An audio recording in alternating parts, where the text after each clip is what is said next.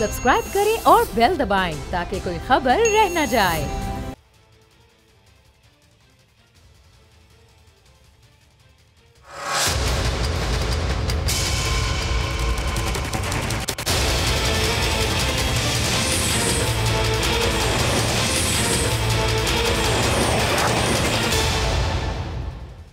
बिस्मिल्लाहिर्रहमानिर्रहीम, अस्सलाम वालेकुम। मैं हूँ Jasmine Manzoor and welcome to the program. नाजरीन, हम ऑब्वियसली एक बहुत ही सैड नोट पर आज प्रोग्राम का आगाज़ कर रहे हैं। इन्ना लिल्लाहि व इन्ना इलैहि राजिऊन। हमारे बहुत ही प्यारे पुलिस के अहलकार जवान 12 अहलकार शहीद किए गए। ये वाक़या रहीम यार ख़ान कच्चे के इलाके में हुआ और उन्होंने जो कच्चे के इलाकों में से वो गुजर रही थी जब उनकी गाड़ियाँ तो वो गाड़ियाँ फंस गई उनकी, बिकॉज बारिशों की वजह से ज़ाहिर है बहुत ज़्यादा कीचड़ था और उनकी आखिरी जो आपस की बातचीत है वो भी मंजर आम पर आई है। तो उसमें एक पुलिस अहलकार शहीद ये भी कह रहे हैं यार ऐसी बातें ना करो, यानी कि ये हमारी ये तो वो इलाका है जहाँ से दिन में भी लोग नहीं गुजरते, ये हमारी यहाँ यानी कि खुदा न खास्ता मौत ना हो जाए। बहरहाल एक बहुत ही संजीदा और संगीन मामला है और इस पर बहुत सारे सवाल उठते हैं एंड ऑब्वियसली जब तक कि फॉरेंसिक रिपोर्ट्स और चीज़ें नहीं आ जाती तो we can not be asking those questions at that point in time. लेकिन कुछ सवाल आते हैं कि जो हमारे रहीम यार ख़ान के इलाके के जो कच्चे के इलाके हैं, इसी तरह सिंध के इलाके हैं, बलूचिस्तान के इलाके हैं, बहुत सारे इलाकों में तो पहले ही अफवाज पाकिस्तान जो है वो तैनात है और जवान शहीद हो रहे हैं। आज पेशीन के इलाके में क्वेटा में भी एक बहुत ही बड़ा वाक़या हुआ जिसमें शहादतें हुई। बहरहाल सवाल ये पैदा होता है कि ये कौन से ऐसे डाकू हैं जो आज के इस 2024 के दौर में भी वो रॉकेटों से पुलिस पर हमला कर रहे हैं और पुलिस के पास अपने बचाव के लिए कोई भी ऐसी चीज नहीं थी जिससे वो स्टेन गन्स या कुछ भी, मतलब है दे वर एब्सोल्युटली क्लूलेस, क्योंकि वो वहां से गुजर रहे थे और आनन फानन वो उनका निशाना बने। बहुत सारे सवाल हैं। डॉक्टर उस्मान जो पंजाब के आईजी हैं, I know that I know him personally कि वो एक he is a really good person and I hope इंशाल्लाह ताला, मुझे उम्मीद है कि वो इस पर पूरी तरह से जब उनकी ग्रिप आ जाएगी इस मामले पे तो हम इस पे बात करेंगे। चीफ मिनिस्टर मरियम नवाज साहिबा आज इलाके में गई, उन्होंने बात भी की, मुलाकात भी की और वाज़े और दो टोक पैगाम दिया है कि पुलिस पर होने वाला यह हमला और ये शहादतें रायगा नहीं जाएंगी और पाकिस्तान के लिए देने वाली कोई भी जान, चाहे वो पुलिस की हो, अफवाज पाकिस्तान की हो या सिविलियन की, कोई भी रायगा नहीं जाना चाहिए। जो बेगुनाह का खून जमीन पर गिरता है ना तो फिर अल्लाह की पकड़ बहुत सख्त होती है। अब आ जाते हैं नाज़रीन to our first segment. We will be talking about what exactly is happening in Pakistan. Pakistan is full of stories, unbelievable stories. I mean, stories of political dynamics changing every day. हर रोज एक नई बात, कभी WhatsApp, कभी videos, कभी audios. मुझे लग रहा है कि पूरी सियासत जो है ना वो इसी पर चल रही है। So we have somebody, Fayazul Hasan Chauhan साहब दोस्त भी हैं मेरे, बहुत अच्छे इंसान भी हैं, इस तरह हमें पाकिस्तान ज्वाइन किया, उन्होंने लीडर भी हैं, साफ में बहुत ज़्यादा जद्दोजहद की लेकिन 9 मई की वजह से रास्ते अलग कर लिए। फयाजुल हसन चौहान साहब, thank you so much and welcome to the show. Thank you very much. Fayazul Hasan Chauhan साहब, ये क्या मामला है भाई जलसे का? ये कौन है पैगाम रसा? ये जलसा क्यों मंसूख किया गया? हर बंदा अपना हाथ इसमें से उठा रहा है। हुकूमत कह रही है कि आउट ऑफ द बॉक्स मुलाकात कराई गई, वो तो चले ठीक है, मान सकते हैं, होनी भी चाहिए थी क्योंकि इसमें इस्लामाबाद में ऑलरेडी एक सेंसिटिव धरना चल रहा है। लेकिन अब पार्टी की पॉलिसी और जो मामलात है वो क्यों चेंज हो रहे हैं? और दूसरी इंपॉर्टेंट बात, ये जो अलीमा खान बीबी की जो ऑडियो निकली है, इस हवाले से जो बुशरा बीबी के हवाले पे उन इल्जामात लगाए जा रहे हैं या मैं ये कहूंगी व्हाट्सएप की पैगाम रसाई है रऊफ हसन साहब के साथ, that's very alarming. I mean like क्या हो रहा था इस पार्टी में भाई? क्या रोल था बुशरा बीबी का? रोल क्या था आखिर इस पार्टी में? हम तो उनको ये समझ रहे थे कि वो बहुत पाक और साफ नमाजी परहेजगार जो होंगी वो इंशाल्लाह तो उनकी अपनी जात की हद तक है, बट सियासत में क्या रोल था उनका? बिस्मिल्लाहिर्रहमानिर्रहीम। जस्मीन, आपको याद होगा कि अप्रैल के महीने में इनकी एक ऑडियो लीक हुई थी, अप्रैल 2022 में, असलान खालिद को मुखातिब करते हुए कि असलान बेटा, जो भी वाली तहरीक इंसाफ के या मेरे खिलाफ या हमारी हुकूमत के खिलाफ या हमारी पार्टी के खिलाफ हमारी करप्शन के हवाले से कोई भी आवाज़ उठेगी आपने उसको गद्दारी से जोड़ देना है। याद है ना आपको? बिल्कुल याद है। सर बुनियादी तौर पर चीजें बड़ी क्लियर है जैस्मीन। मैं हैरान हूँ कि नक द कोका के ऊपर नाचने वाली पाकिस्तान की पीटीआई के वोटर्स की जो आवाम है उसको चीजें समझ क्यों नहीं आ रही। आम पब्लिक को समझ आ गई है। अब वो ग्राफ का वो पॉपुलैरिटी का वो ग्राफ नहीं है। अब लोगों को अच्छी खासी समझ आ चुकी है पिछले 2.5 सालों के अंदर। सर सारी सूरत हाल ये है कि मफादात की जंग है, सारी सूरत हाल ये है कि करप्शन की जंग है, सारी सूरत हाल ये है कि जायदाद के ऊपर कब्जे की जंग है, सारी सूरत हाल ये है कि पार्टी की लीडरशिप को अपने हाथों में रखने की जंग है, सारी सूरत हाल ये है कि अमेरिका, यूरोप, मगरब, बरतानिया से आजादी और फौज से हकीकी आजादी का जो ढकोसला लेकर उठे थे, आज उसी अमेरिका, उसी यूरोप, उसी मगरब, उसी बरतानिया, उसी फौज के सरबराहों और हुकूमतों की मिन्नतें तरले हो रही है कि यार मेरी रिहाई कराओ, मेरी जान छुड़ाओ। और इस वक्त आपकी इत्तला के लिए अर्ज है, और आप अच्छी तरह जानती भी हैं, आप बाखबर सहाफी हैं, जर्नलिस्ट हैं, इस वक्त जैन मैरियट जो आपकी बरतानवी हाई कमिश्नर है वो तो बिल्कुल सब कुछ कहना छप्पड़ फाड़ के वो इस वक्त बाहर आई हुई है बानी तहरीक इंसाफ की सपोर्ट में। वो शहबाज शरीफ को मिल रही है, नवाज शरीफ को मिल रही है, मरियम नवाज को मिल रही है, बिलावल जरदारी को मिल रही है, आसिफ जरदारी साहब को मिल रही है, सबको। और ओपनली उन्होंने कैंपेन चलाई हुई है आपके जनाब बानी तहरीक इंसाफ की रहाई की। बानी तहरीक इंसाफ जनाब आपका केयर स्ट्रॉमर को जनाब जो नया वजीर आजम बना है बरतानिया का, उसको मिन्नतें तरले कर रहे हैं, खुदा का वास्ता मेरी जान छुड़ाओ। आपने यूरोप अमेरिका का कोई बंदा नहीं छोड़ा कि जिसको आपने इसमें ना डाला हो। ऑपरेशन गोल्डस्मिथ के तहत आपका जैक गोल्डस्मिथ, जमाइमा गोल्डस्मिथ, सब कुछ अरबों रुपया जनाब इन्वॉल्व करके वो उनकी रहाई के लिए मैदान में है। फयाजुल हसन चौहान साहब है कि वो किधर गई, एब्सोल्युटली नॉट का नारा नहीं, आवाम पूछती है कि बिल्कुल गुलाम है कि नारा किधर गया। बिल्कुल वो आवाम पूछती है कि अमेरिका से आजादी का नारा किधर गया। ठीक है, चले आवाम पूछती है कि अमेरिका से आजादी का नारा मतलब एक बहुत ही मैं कहती हूँ रिडिकुलस और बेवकूफाना नारा है। I mean, what do you even mean by America से आजादी? What do you even mean by अफवाज Pakistan से आजादी? अलग मुल्क बनाना चाहते हैं तो फिर क्या मतलब है? ये तो मतलब है इतनी सेंसलेस बातें हैं कि I don't want to even debate this. मुझे ये बताएं कि बुशरा, आप मुझे एक चीज बताए ना जी, आप जैस्मीन मुझे एक चीज बताओ, फौज से कौन सी आजादी? फौज ने रोजगार के ऊपर पाबंदी लगाई हुई है, फौज ने कारोबारों पर पाबंदी लगाई हुई है, पता नहीं, फौज ने एजुकेशन पर पाबंदी लगाई हुई है, फौज ने पाकिस्तान के अंदर गरीब और मिडिल क्लास आवाम को कारोबार, रोजगार या उनकी इज्जत और वकार के रास्ते में रुकावटें खड़ी की हुई हैं। फौज जो है वो पाकिस्तान के स्टूडेंट्स को जनाब पढ़ने नहीं देती, सनते नहीं लगाने देती, कारोबार नहीं करने देती। ये सारे काम तो सियासतदान करते हैं, वडेरे जागीरदार सियासतदान। बलोचिस्तान के अंदर, केपीके के अंदर, सिंध के अंदर, जनूबी पंजाब के अंदर, ये सारे काम जिनसे आजादी हासिल करने की जिद्दोजहद करनी चाहिए, उसको आप छोड़ के सिर्फ अपनी करप्शन को छुपाने के लिए, अपने अना और अपनी नरगसियत को पालने के लिए आपने फौज से आजादी का नारा लगा के पूरी पाकिस्तानी कौम को रियासत पाकिस्तान और अफवाज पाकिस्तान से मुतनफर कर दिया, और एंड पे आके आप उसी फौज के सरबराह की मिन्नतें कर रहे हैं। अच्छा फयाज साहब एक बात बताइए, कहते हैं गलती थी कि मैंने फौज से फटा लिया। अच्छा ठीक है, फयाज साहब ये बताएं what is the connection between Bushra Bibi, Faiz and Khan साहब? आई मीन लाइक वो क्या कनेक्शन था? अब जरा अंदर की कहानी बताएं। देखिए हमें तो ये पता था, we did not want to say that. देखिए क्या पैगाम रसाई होती थी वहां से और कहा जाता था ये बताओ कि जादू के जरिए से आपको या जिन्नात के जरिए से? I mean this is a very very absolutely ridiculous I mean like इंकशाफ।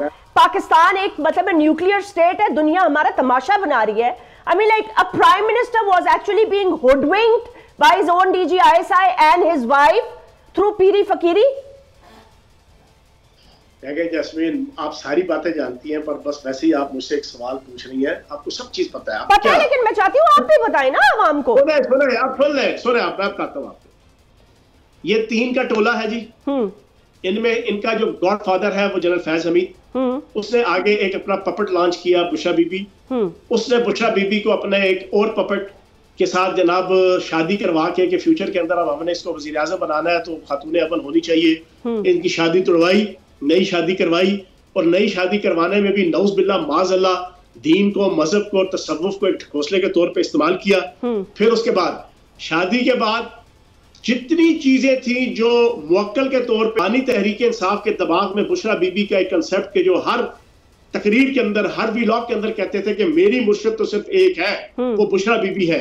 वो मुर्शिद क्यों उसको मानते थे कि वो वक्त से पहले वो सारी इंफॉर्मेशन दे देती थी कि जो 2 दिन 4 दिन 6 दिन 10 दिन 20 दिन बाद वकूफ पजीर होता था जो वाकया या कोई भी अमल वकूफ पजीर होता था, वो 4 दिन 3 दिन 2 दिन 10 घंटे पहले वो उनको बता देती थी। वो किस तरह बताती थी? जितने इंटेलिजेंस के इक्विपमेंट्स थे इन्होंने, बुशरा बीबी ने बीइंग अ मिसेस, घर के अंदर उनकी जाती जनाब कमरों से लेके उनके जाती जनाब आपके प्रेमिसेस से लेके हर जगह पे उन्होंने वो लगाए हुए थे ऑडियो, आपके टूल्स। उधर से जो बानी तहरीक इंसाफ परेशानी का इजहार करते थे किसी के साथ भी, इंतजामी, हुकूमती, जाती, माली, इखलाकी, जिस किस्म की भी, वो सारी की सारी सुन ली जाती थी। सुनता कौन था? रहमतुल्लाह नाम का एक डायरेक्टर था, वो जनाब पीर बना हुआ था, वो इनके साथ राब्ते में था बुशरा बीबी के साथ। अब वो सारी इंफॉर्मेशन दे देता था बुशरा बीबी को कि जनाब ये सारी सूरत हाल इस वक्त बानी तहरीक इंसाफ की है, फलां इशू के अंदर, फलां मामले के अंदर, फलां इवेंट के अंदर। आप उनको ये सजेस्ट कर दें, खुद जाके बता दें कि ये आप सोच रहे हैं, ये आपको परेशानी है, इसका हल ये है, ये कर दो। अब वो जाके बुशरा बीबी बता देती थी। बानी तहरीक इंसाफ का जितना ईमान है, हम तो 17 साल उनके साथ रहे हैं, दीन और दुनिया के हवाले से बिल्कुल जीरो, बिल्कुल zero. No IQ level, no aptitude, no attitude. और मजहबी तो आप उक्का ही निकाल देना, सफाई फाड़ दें, सफाई फाड़ दें। कोई एजुकेशन या कोई एप्टीट्यूड, वो बड़े मुतासर होते थे। वो बुशरा बीबी जो बताती थी, वो 2 दिन 1 दिन 4 दिन 6 दिन 10 दिन 20 दिन बाद वो सारी चीज वैसी की वैसी हो जाती थी, हो जाती थी।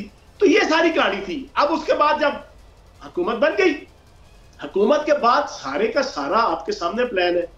एक को वजीर आजम ताहयात रहने का शौक था, दूसरे को आर्मी चीफ बनने का शौक था। बस उन दोनों की शौक और नरगसियत ने पाकिस्तान का बेड़ा गर्क कर दिया माशाअल्लाह। और बीच में आपकी बुशरा बीबी थी। सिंपल सी कहानी है। सिंपल सी कहानी। उसको बचने के लिए, बचाने के लिए सारा हकीकी आजादी का ढकोसला, अमेरिका से गुलामी से जनाब छुटकारे का नहीं। तो आपकी एक सेकंड मेरी बात सुने फयाजुल हसन चौहान साहब, आपकी पार्टी के अंदर इतने जो सेंसिबल लोग थे, अच्छा बहुत सारे तो मुझे पता है कि दे वर साइडलाइंड, जैसे जहांगीर तरीन एंड वेरियस पीपल, वो इसलिए साइडलाइन कर दिए गए because they did not want to be part of this circus of Bushra Bibi and Faiz. I mean, she's a lady, I don't want to be rude, but obviously this looks like there was a circus going on in Pakistan. I mean, like we're a nuclear state, 22 crore अवाम के हम लोग हैं और हमारी धजिया उड़ा रहे हैं, 24 करोड़ धजिया उड़ा रहा है इंटरनेशनल मीडिया और भारत का मीडिया। नहीं तो आपकी पार्टी के अंदर किसी में भी इतनी अकल नहीं थी, कोई भी उनको ये नहीं बता सकता था कि भाई आई मीन ऑक्सफोर्ड के आप पढ़े हुए हैं, पूरी दुनिया आपने देखी हुई है, how is it that you can even believe in, आपका ईमान ही इजाजत नहीं देता इन चीजों पे बिलीव करने के लिए, आपका बेसिक ईमान ही इजाजत नहीं देता, तो how are you even believing this as a prime minister? भाई मैं आपको सच्ची बात बताऊं, मैं तो इनकी किचन कैबिनेट के अंदर कभी नहीं था, लेकिन कोर कमेटी का मेंबर था। मैंने जून के पहले अशरे में इनको 2022 को मैंने इनको ऑडियो मैसेज किया, जैसे इन्होंने मुझे अपना एडवाइजर बनाया, मीडिया एडवाइजर, मेरा फर्ज बनता था कि मैं अपने तजर्बे, अपनी सोच, अपना ईमान, अपने विल, अपनी विश और अपने जनाब नजरिए के मुताबिक इनको अच्छी गाइडलाइन दूं। मैंने इनको 8-9 मिनट का ऑडियो मैसेज किया। मैंने कहा जनाबे वाला, आप हमारे लीडर हैं, हम आपको दोबारा वजीर आजम देखना चाहते हैं, लेकिन जो ट्रैक आपने इख्तियार कर लिया है अफवाज पाकिस्तान और ISI के खिलाफ जो आपने जंग शुरू की हुई है, ये तरीकेकार ठीक नहीं है। हमें अपनी जंग सियासी रखनी चाहिए, PDM के खिलाफ, पीपल्स पार्टी के खिलाफ, नून लीग के खिलाफ, MQM के खिलाफ, मौलाना फजल रहमान के खिलाफ। अगर हम ये वाला रखेंगे तो हमारे लिए भी बेहतर है, आपके लिए भी बेहतर है, पार्टी के लिए भी बेहतर है। अच्छा। और अगर आपने पाक फौज और ISI के खिलाफ इसी अंदाज से सारा दिन मीर जाफर, मीर सादक, गद्दार, जानवर, न्यूट्रल, कातिल, डर्टी हैरी, आपने मिस्टर X, मिस्टर Z की गालियां देनी है, तो फिर ये हमारे लिए नुकसानदेह होगा। मैंने ये मैसेज किया, अगले दिन ही मुझे कोर कमेटी से फारिग कर दिया गया माशाल्लाह। के बाद 1 साल थोड़े लाइन लगाई रखा, 1 साल जमान पार्क में दाखिले पे पाबंदी, बनी गाला दाखिले पे पाबंदी, अगर मीटिंग्स में जाता भी था तो बोलने नहीं दिया जाता था। अब कहने का मकसद यह, मैंने तो अपना फर्ज अदा किया। असद उमर साहब क्या कर रहे थे, शाह महमूद कुरैशी साहब क्या कर रहे थे, आप बताएं। इस तरह के ये जितने लीडर थे, असल में इनको खराब किया शेख रशीद ने, इनको खराब किया फवाद चौधरी साहब ने, इनको खराब किया बाकी ये जो आपकी बोने किस्म की जनरल लीडर्स है ना, ये मैं मीटिंग्स में सुनता था, मैं हैरान रह जाता था। एक बात वो फौज के खिलाफ करते थे, भुट्टो वालों के खिलाफ, ये 4 लगा के उनको खुश करने के लिए, शीरी मजारी से लेके आलिया हमजा से लेके कमल शोजब से लेके फवाद चौधरी से लेके उस्मान डार से लेके फरूख हबीब तक। और बड़ी दिलचस्प आपको बात बताऊं, आपका 14 तारीख को 12 को ये वापस आए गिरफ्तारी के बाद 9 मई की, 14 मई को इन्होंने मीटिंग रखी, पहली मीटिंग रिहाई के बाद। आप यकीन जानो जैस्मीन, मैंने उसी मीटिंग के अंदर बीच में से जना एग्जिट करके और जनाब मैंने अगली गिरफ्तारी दी थी। ठीक, मीटिंग का आगाज बिस्मिल्लाह पूरी नहीं पड़ी और साथ ही हम कोई 20 के करीब जनाब लीडरशिप में से बंदे थे। कहते हैं मैं खुशखबरी दे रहा हूं वाले और पाक फौजी जो है ना वो हिरकी है, बस आपका 7 दिन में इनकलाब आ रहा है। और मैं हैरान, अभी तक हम शॉक में थे। 9 मई अच्छा, बूटो वाले डर गए क्या? बूटो वाले डर गए? अभी पूरी सुनो। अभी ये बात करके हटे हैं तो साथ ही उस्मान डार बोला, खान साहब 7 दिन नहीं 5 दिन में इनकलाब आ रहा है। अच्छा चलो, वो चुप हुआ तो साथ ही फरूख हबीब बोला, खुदा की कसम ऑन ओथ बता रहा हूं, मैं अपनी तरफ से चस्के लेके या अपनी तरफ से एडिशन करके ठीक या डालडा या घी मिला के नहीं कह रहा। फरूख हबीब कहता है खान साहब 5 दिन में नहीं 3 दिन के अंदर इनकलाब आ रहा है। ये तो इन अकल के अंधों का एटीट्यूड था और एप्टीट्यूड था और विजन था कि आप हालातों वाकयात को इवेल्युएट ही नहीं कर पा रहे। नहीं, वो कैसे कर पाते? Because they were completely dependent on the former DG ISI ना, वो सब कुछ पीछे से वो बता रहे थे। नहीं, सिर्फ उन पे नहीं थे, आपकी अमेरिकन सीआईए, आपकी इजरायली मुखाद, आपकी बरतानवी MI6, ये सारे के सारे ऑन बोर्ड थे। खान साहब के साथ तहरीक इंसाफ को पता था कि ये मेरे जनाब ऊपर जो साईं बैठे हुए हैं, जिन्होंने मुझे 9 मई से भी बचा लिया और 12 तारीख को पूरी शान और शौकत के साथ सुप्रीम कोर्ट मुझे पहुंचाया और सुप्रीम कोर्ट का चीफ जस्टिस खड़े होके मुझे गुड टू सी यू आइए, आपका इंतजार था, देर लगी आने में, तुमको शुक्र है फिर भी आए, तो वाला तराना पढ़ के जनाब गाना गा के और अपना वो रवैया शो करके मेरा इस्तकबाल कर रहा है। तो वाकई मेरे साईं मजबूत है, वो मुझे हर हाल में बचाएंगे, जो कुछ मैं मर्जी करूं। असल ये पीछे से सोचती, फयाजुल हसन चौहान साहब, बहुत बहुत शुक्रिया हमसे गुफ्तगू करने का। बहुत ही इंटरेस्ट डेवलपमेंट्स मंजर आम पर आ रही हैं। इंटरेस्टिंग मैं इसलिए कहूँगी कि because obviously this is nothing but a political circus going on in Pakistan, and what can I say? I mean, like seriously, sometimes words fail me. एक ब्रेक ले लेते हैं, ब्रेक के बाद हमें ज्वाइन करिए शगुफ्ता जुमानी साहिबा, who is a very senior member of Pakistan People's Party. Let's see कि उनका क्या मौक़िफ़ है।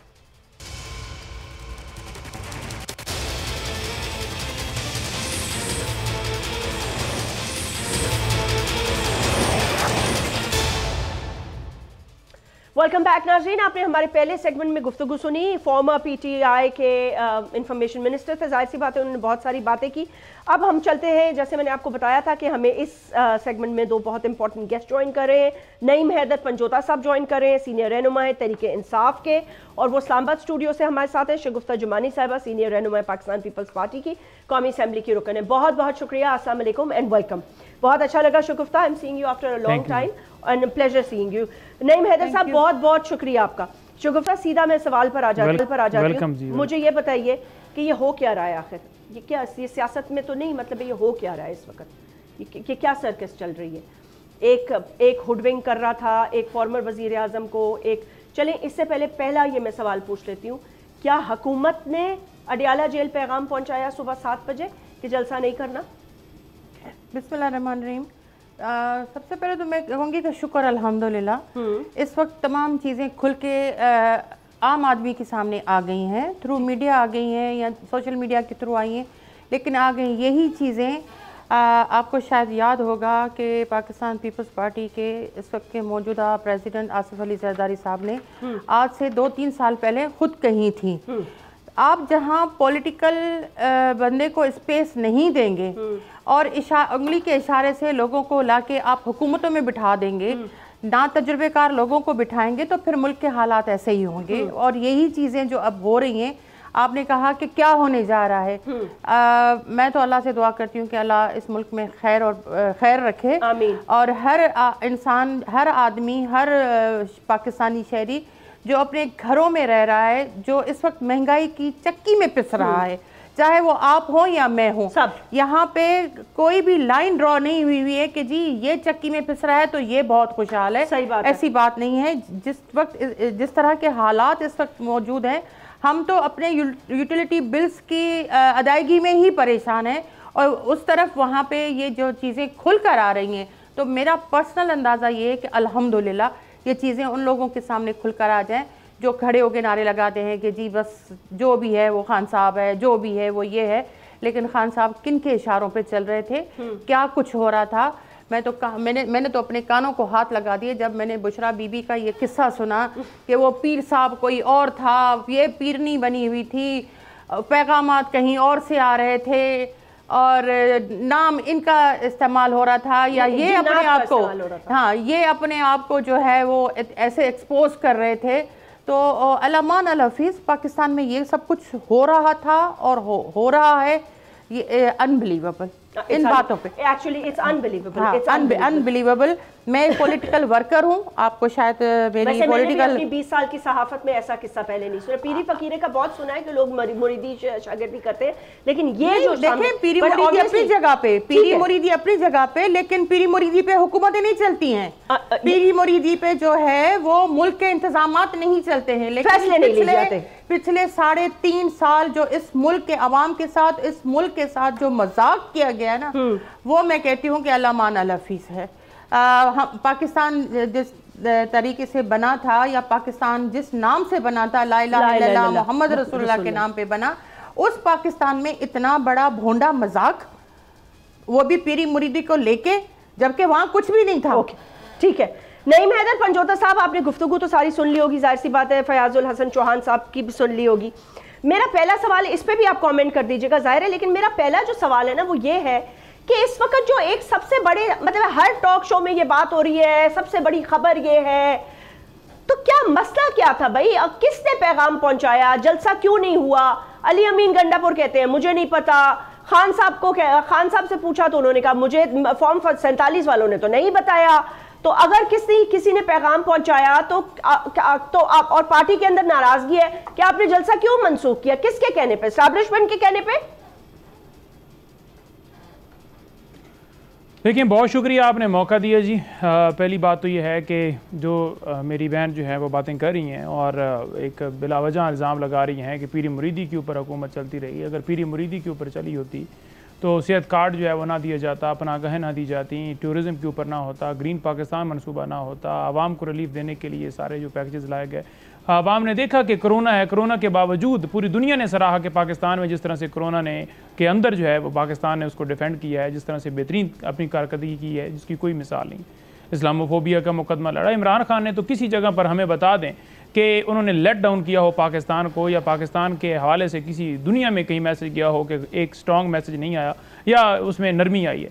नंबर 2 बात यह है कि इमरान खान जो है उनके दौरे हुकूमत के अंदर ये कहना कि कुछ नहीं हुआ और 3.5 साल जो हैं वो बड़े बड़े बुरे थे, बिल्कुल इन्होंने जो ठीक बात की है वो ये है कि पाकिस्तान जब से बना है तब से लेकर आज तक सिर्फ़ और सिर्फ जो है सिवाय 3.5 सालों के यहाँ पर चोरों डाकुओं का रहा और उनका राज रहा, और उन्होंने जो है वो सारा मुल्क का बेड़ा गर्क किया, जिसकी वजह से आज ये कौम आज सड़कों पर लोग जो हैं भीख मांग रहे हैं, लोगों के पास खाने के पैसे नहीं है। नईम हैदर साहब, मेरा जो सवाल था वजह से लोग इनसे नफरत करते हैं। और थर्ड बात जो है जो आपने सवाल किया है, देखिए जो आपने सवाल किया, जी देखें जलसे की बात है, जलसा जो है हमारा हक है और हमने इनकी मर्जी के मुताबिक जो है दिन भी रखा गया और जो है जगह का भी तयन किया गया, लेकिन उसके बावजूद एन मौके के ऊपर NOC कैंसिल कर दी गई। हाँ, उधर कहते हैं जी कि आप जलसा कर लें, उधर कहते हैं आप इंतशारी हैं। अब रही बात खान साहब तक मैसेज पहुंचाने की, जो बात आपने की है, तो खान साहब ने बिल्कुल वाज़ह 2 टोक कहा कि मेरी इनसे बात नहीं हुई, लेकिन इनसे पूछें कि इमरान खान जो अडयाला जेल के अंदर हैं, आपकी कस्टडी के अंदर हैं, तो उन तक बात कैसे गई, किसके जरिए गई, किसने सुबह 7 बजे गेट का दरवाजा खोला? वकला के ऊपर पाबंदी है, सियासी लोग नहीं। राना सनाउल्लाह साहब ने कहा ना, पंजोता साहब सुन भी तो ले, राना सनाउल्लाह साहब ने कहा कि out of the box facilitate किया गया। देखें तो वही बात है ना कि आउट ऑफ द बॉक्स जो है वो किसने फैसिलिटेट किया, कौन था जो फैसिलिटेट कर रहा था, किसको इतना खौफ आ गया कि आवाम जो है, आवाम का समंदर जो है कंट्रोल नहीं हो पा रहा, कौन जो है वो 25,000 एहलकार लेकर इस्लामाबाद में खड़े थे, मोटरवे को बंद कर दिया गया, तमाम रोड बंद कर दिए गए। साथ में ये भी कहते थे ना कि इनके पास तो आवाम नहीं है, इनके पास तो लोग नहीं है, लोग डर गए हैं, लोगों के घरों में छापे मार मार कर, उनकी खवातीन को उठाकर, बच्चों को उठाकर, तो हम ये समझेंगे कि मुल्क उनके मुताबिक चलेगा। तो उन्होंने देख लिया कि 22 को आवाम किस तरफ खड़ी है और वो नहीं रोक पा रही। फिर आपको अडयाला जेल का दरवाजा भी खोलना पड़ा, फिर आपको जाकर जो है वो बात भी करनी पड़ी, फिर आपको तरले करने पड़े कि किसी सूरत जलसा आगे लेकर जाए। आप कौन है पंजोता साहब, ये आप कौन है मौके के ऊपर, ये जिन्होंने तरले मिन्नते किए वो कौन है?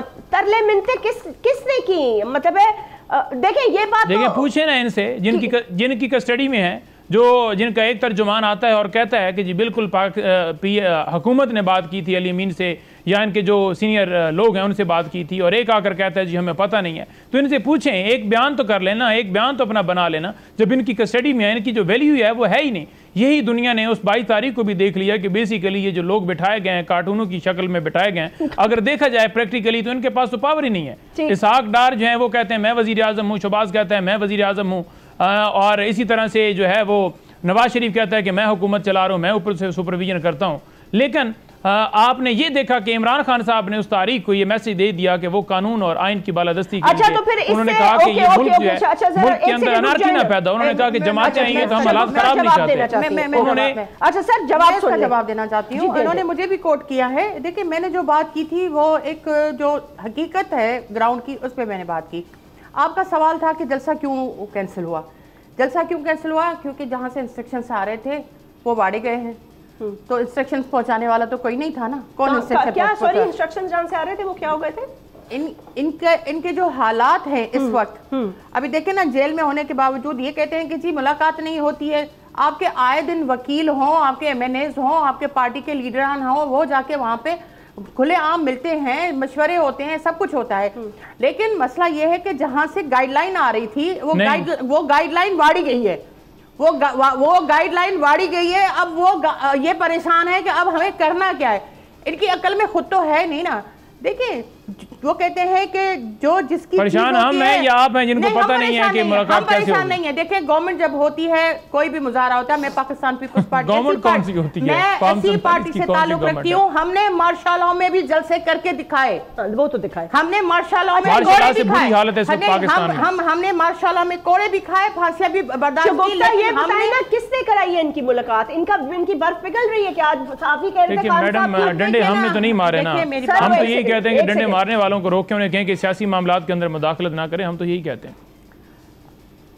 अब आया ऊंट पहाड़ के नीचे, अब आया ऊंट पहाड़ के नीचे, अब सब हाथ कट गए हैं तो अब कहते हैं कि जी हमारे मामलात में। आपके तो मामलात शुरू ही वहीं से होते हैं और खत्म भी वहीं होते हैं। अब आप अपनी चीजों को क्यों डिनाई कर रहे हैं?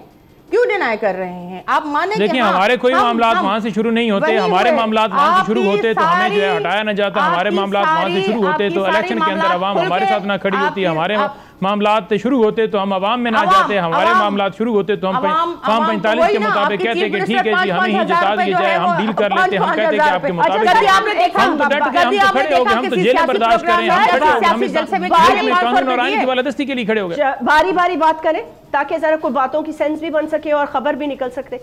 शगुफ्ता साहिबा, आपको क्या लगता है कि क्या खान साहब के दरमियान, एस्टैब्लिशमेंट के दरमियान और खान साहब के दरमियान कोई बर्फ पिघलने का सिलसिला शुरू हुआ है इस पैगाम रसाई के बाद? आज जब सहाफ़ी मिले तो उनकी बॉडी लैंग्वेज, उन्होंने कहा बड़ी रिलैक्स थी, बड़े वो अच्छे मूड में थे और ये था और वो था। तो क्या आपको लगता है एस्टैब्लिशमेंट को भी ये एहसास हुआ है कि 2 कदम उनको पीछे हटना पड़ेगा और खान साहब को भी अपने बयानिए से पीछे हटना पड़ेगा ताकि एक पॉलिटिकल पार्टी जिसकी एक अगर स्पेस है तो उसको एक नेचुरल स्पेस दी जाए? ये मेरा सवाल है। पहली बात तो ये है कि आप उसको पॉलिटिकल पार्टी कहती हैं, मैं उसको पॉलिटिकल पार्टी मानती नहीं। अच्छा ठीक, मैं नहीं मानती उसको पॉलिटिकल पार्टी। ठीक है, जो इशारों से उठे, इशारों से बैठे, इशारों से चले, जिसकी ना कोई अपनी अकल है, ना कोई अपनी सोच है, ना क्या आप इशारों पर नहीं चलते? ना उनको ये पता है कि हमें अगला स्टेप किसके हक में उठाना है, क्या करना है, क्या नहीं करना है। मैं साथ ही भी बता देना कि आपने इशारे पे चलकर पीएमएलएन का साथ नहीं दिया या नहीं, ये बात कर रहे हैं तो मैं डिस्टर्ब हो रही हूँ। नहीं, मैंने सवाल रखा है, मैं आर्गुमेंट स्टार्ट नहीं किया, मैंने दरमियान में सवाल रखा है कि आप क्या इशारों पर ज्वाइन नहीं किया आपने, जो आप कहते थे कि चौथी दफा कोई वजीर आजम नहीं बनेगा जिसने मोहतरमा बेनजीर साहिबा की ऊपर से हेलीकॉप्टर से तस्वीरें फेंकी और फिर आपको जो है उसके साथ बैठना पड़ा। मैं तो ये सवाल कर रहा हूं, हम अगर बैठे हैं तो इस मुल्क की सलामती के लिए, इस मुल्क की जमहूरियत को परवान चढ़ाने के लिए, क्योंकि इस मुल्क की सलामती नहीं कर रहे हैं। कोई आवाम के लिए बताएं कि क्या आपने पैकेज बीच में ना बोले ना, बारी बारी बात करते हैं ना। पहले मुझे जो क्वेश्चन मैं कर रही हूँ उसकी तरफ आप जा नहीं रहे और क्वेश्चन से आप लोग डिविएट करें। मैंने सवाल किया है ना कि आप कैसे बैठ गए, अब आपके इंटरेस्ट एक हो गए, वैसे आप चोर जो डाकू सारा होता है। वो आप छोड़ देना, सवाल आप नहीं करें, एंकर मैं हूं, मैं सवाल करती हूँ, आप जवाब दीजिएगा। शगुफ्ता साहिबा मुझे ये बताइए, जो मैं एस्टैब्लिशमेंट के हवाले से बात कर रही हूँ, क्या बर्फ पिघलती हुई नजर आ रही है? हुकूमत की तरफ से पैगाम रसाई हुई या एस्टैब्लिशमेंट की तरफ से हुई, और क्यों हुई? जलसे से क्यों रोका गया? देखिए, जब भी कोई इस तरह की बातें होती है, जलसे होते हैं या जुलूस निकलते हैं, तो गवर्नमेंट अपने नुमाइंदे भेज के बात करती है, ये हमेशा का एक तरीकेकार रहा है। लेकिन आपकी गवर्नमेंट तो कह रही है हमने नहीं भेजा। अगर हुकूमत कह रही है कि हमने नहीं भेजा तो नहीं भेजा होगा, बीच में किसी और ने भेजा होगा। लेकिन मसला ये है कि जिनके इशारों पे ये चल रहे थे, जिनके इशारों पे ये उठते हुए बैठते रहते, आप कहे तो मैं खुल के नाम ले लूं, अब वो वाड़े गए हैं, अब इनको समझ नहीं आ रही, अब ये एक कदम पीछे हट गए हैं, अब ये कहते हैं बर्फ पिघल रही है, हुकूमत से बात करनी है। आज से पहले तो हम सब चोर डाकू थे ना, चोर डाकू ये अल्फाज इनके मुंह पे चढ़ा हुआ है, इनके अलावा इनके पास और कुछ है ही नहीं, कुछ भी साबित नहीं कर सके हैं। जिनको ये लोग चोर और डाकू कह रहे थे, अल्हम्दुलिल्लाह अल्लाह ने उनको इज्जत दी है। एक प्रेसिडेंट हाउस में बैठा हुआ है, एक प्राइम मिनिस्टर हाउस में बैठा हुआ है, और जो गोगी का नुमाइंदा था वो आज जेल में बैठा हुआ है। पंजोता साहब, आप मुझे ये बताइएगा कि पैगाम रसाई हुकूमत की तरफ से नहीं हुई तो चले, आपको क्या लगता है एस्टैब्लिशमेंट के साथ मामला कुछ ठीक होते हुए नजर आ रहे हैं? कोई उम्मीद है आपको? देखें, पहली बात तो यह है कि ये ताने हमें ना दें कि फलाने का नुमाइंदा था या उसका नुमाइंदा था, आप जिसके नुमाइंदे हैं सबको पता है। तो आप डिनाई कर दें। अब आप ये बात करेंगे तो मैं भी ये फार्म 47 के मुताबिक डील करके उस जो लंदन डील थी उस एग्रीमेंट के अंदर शामिल होकर ये आए हैं। नंबर 3 बात यह है कि एस्टैब्लिशमेंट से बात करने की बात अगर की जाए तो खान साहब का बड़ा वाज़ेह मौक़िफ़ है। उन्होंने ये नहीं कहा कि एस्टैब्लिशमेंट हमें जितवा दो इलेक्शन के अंदर, उन्होंने कहा है कि आप सियासत से दूर हो। तो क्या ये बात करना गलत है? क्या वो सियासत के अंदर नहीं है? क्या फार्म 47 के मुताबिक इनको नहीं बनाया? क्या लोगों को अगवा वो नहीं कर रहे? क्या लोगों को की चार दीवारी का तवद्दुस पामाल नहीं हो रहा? क्या प्रेस कॉन्फ्रेंस नहीं करवाई जा रही? क्या जबरदस्ती बंदूक की नोक के ऊपर प्रेस कॉन्फ्रेंस करवा के पार्टियां चेंज नहीं की जा रही? अगर नहीं की जा रही तो मुझे बता दें, यही बता दें। अगर अपने दिल के ऊपर हाथ रख कर ये बता दें कि ऐसा नहीं हो रहा, तो फिर मैं कहूंगा कि ये सच्चे हैं और हम झूठे हैं। अगर नहीं बता सकते तो फिर आप मान लें कि ये झूठे हैं। यही बात है कि इस वक्त जो सूरत हाल है मुल्क के अंदर, उसमें बराबर की पीपल्स पार्टी इनकी शरीक है PMLN की, और ये मुल्क के अंदर जो जुल्म हो रहा है ना आवाम के ऊपर, लोगों के ऊपर, इस मुल्क के शहरियों के ऊपर, उसमें ये बराबर के शरीक हैं। यहाँ पर जमहूरियत की बात करते हैं तो सबसे पहले आपको वोट की इज्जत जो है, वो वोट का जो एहतराम है, वोट की आवाम की जो राय है उसका एहतराम करना है। आप तो आवाम की राय का एहतराम ही नहीं करते। आप तो लोगों को जो है वो उठाकर और उसे जो है वो जेलों में डाल देते हैं, उनके ऊपर मुकदमात बना देते हैं, उनको जो है वो उनकी बहनों के ऊपर मुकदमात बना देते हैं, उनके वालिदैन के ऊपर मुकदमा। इसके अलावा तो आपके पास कुछ नहीं है आवाम को रिलीफ देने के लिए। जब से ये हुकूमत आई है 2 साल के अंदर क्या हुआ? हमारे पास कुछ 2 साल में मुझे बता दें, पहले 16 महीने हुकूमत रही हुई है, अवामी रिलीफ बता दें। फिर इंटरिम सेटअप रहा, उसमें भी यही रहे, फिर मुझे बता दें। फिर अब भी हुकूमत है 6 महीने 8 महीने जो भी हो गए, अब मुझे बता दें का जो उन्होंने जो गौर और शोर किया हुआ है, क्या जो गोगी है, जो ये पीर नहीं कहते, मैं उसको चोर नहीं कहती हूँ, क्या उनके किस्से कहानियां सबको पता नहीं है? खातून नहीं देखे ना, अब जब आप ये इतना बड़ा इल्जाम लगाएंगे, पीपल्स पार्टी इस वक्त हुकूमत के साथ कोalition में है लेकिन हुकूमत का हिस्सा नहीं है, हम हुकूमत में नहीं है, जहां पे हमें एतराज होता है, हम अल्हम्दुलिल्लाह आ जाओ को मार रहे हैं, पुलिस को मार रहे हैं, अब ये बातें छोड़ दो। वहां पर महंगाई, अब और आपके हाथ में महंगाई तो पूरे मुल्क में ही है ना, लेकिन कोई मुझे एजुकेशनल सेक्टर बता दें, कोई हेल्थ वाला सेक्टर बता दें, सिवाय जो है डाके के आपको कुछ आते ही नहीं है, सिवाय डाके के कुछ आते ही नहीं है। और जरदारी और बिलावल जो इनकी जायदादें बनी हैं, जो इन्होंने गाड़ियां ली हैं, जो इन्होंने मुल्क लूटा है, उसका क्यों नहीं जवाब देते? उसका तो जवाब आप देते नहीं है। चोर आप हमें कह रहे हैं, हमें बताया ना कि ये पैसे आपने चोरी किए हैं, मुझे ये बता दें कि ये आपने चोरी किया है, आपने डाका डाला है, मैं उसका जवाब दूंगा। जो आपने डाका डाला है, जो आप लूट गए मुल्क का खजाना, लूट गए हैं और सोने के महल आपने बना लिए। अच्छा तो बयानिया रहेगा, अब इनके पास कुछ नहीं है, अच्छा बल्ले में कुछ भी नहीं है। ठीक है चलिए छोड़े, मैं ये चोर के ये इससे ना I am quite fed up. मैं ये पूछना चाहती हूँ कि 3.5 साल में आपने हजारों वादे किए कि हम यहाँ से पैसे लाएंगे, वहां से लाएंगे, यहाँ से ये बेचेंगे, गवर्नर वो भी तो नहीं पूरे हुए ना। कहाँ से पैसे लेके आए? आपने क्यों नहीं लिए इनसे पैसे? अगर इन्होंने इतनी चोरियां की हुई थी तो as a prime minister DGI आपके थे, DGC आपके थे, आप सब लोग मतलब है इनको आप लोगों ने कैद सलासल भी रखा, तो कम से कम इनके पैसे तो जब्त करते ना, वो क्यों नहीं किया आपने? सिर्फ ड्रामा किया। प्राइम मिनिस्टर हाउस की भैंसे और गाड़ियां बेच के जो है ना उन्होंने ये ड्रामा किया, बाकी तो कुछ भी नहीं कर सके। देखिए मैं यही गुजारिश कर रहा हूँ कि आपने देखा नहीं है कि इधर आकर कभी ख्वाजा आसफ, कभी कोई आके बयान देता है कि हमें उस 2019 में भी हमें ऑफर हो रही थी कि हम हटा देते हैं। भाई किस लॉ के तहत आपको हो रही थी? अगर आप इतनी जमहूरियत के अलमदार हैं तो आप क्यों ये बातें करें, क्यों आपको ऑफरें दी जा रही थी? नंबर 2 बात यह है कि केसेस जो हैं वो बनाना जो है वो अदारों का काम है। नैब है फॉर एग्जांपल, उसने केस बनाया, उसने केस कैसे वापस लिया? इन्होंने जब इनकी हुकूमत आई उसमें नैब के अंदर तरमीम करके उस नैब ने जाकर अदालत के अंदर बयान दिया है कि हमें कोई मसला ही नहीं है, केस बेशक जो है वो वापस कर दिया जाए, केस को ख़त्म कर दिया जाए। वही नैब जो है प्रोसिक्यूट करता है, केस बनाता है और वही जाकर बयान दे देता है। नंबर 3 बात यह है कि एक इदारा जो है फॉर एग्जांपल पुलिस ही है, उसने एक मुकदमा बनाया है, अब आकर या डील करके उसके ख़त्म करवा लिया जाएगा, या आप उधर जो है वो मामलात सारे तय करके उसे खत्म कर, उसमें बताएं इमरान खान का क्या कसूर है? इमरान खान तो ने तो नहीं कहा कि चोरों को छोड़ दो, डाकुओं को छोड़ दो। बिल्कुल एहतसाब सबको होना चाहिए, अगर मैं चोरी करूं तो मेरा भी एहतसाब होना चाहिए। अब भी झूठे केसेस बनाए गए। चले ठीक है, आप नहीं हट रहे, मुझे पता है, ठीक है, केसेस तो प्रूव करने पड़ेंगे ना in the court of law. देखिए मैं सिर्फ ये कहती हूँ कि जो जिसका काम है वो उसी को करना चाहिए, ठीक, चाहे इदारे हों, चाहे हुकूमत हो, चाहे कोई भी चीज़ हो, हर बंदा अपने दायरे इख्तियार में रह के अगर वो काम करेगा तो ये मुल्क तरक्की करेगा। क्योंकि इस वक्त मुल्क इस नहज पे खड़ा हुआ है कि हम आपस में जो पोलराइजेशन बहुत ज़्यादा है, और जो पॉलिटिकल लोग हैं उनको यही बात ना जो सिखाया गया इनको, जो इनके उस्तादों ने और जो इनके बड़ों ने इनको सिखाया कि चोर डाकू का ये खत्म होना चाहिए। हर बंदा अपना वक्त बिल्कुल खत्म हो जाता है। शगुफ्ता जमानी साहिबा बहुत बहुत शुक्रिया ज्वाइन करने का, और उसके साथ साथ मंजोता साहब। नाज़रीन आपसे फिर कल मुलाकात होगी और बात करेंगे डिजिटल दहशतगर्दी पर, राइट, इंशाल्लाह। सी यू टुमारो।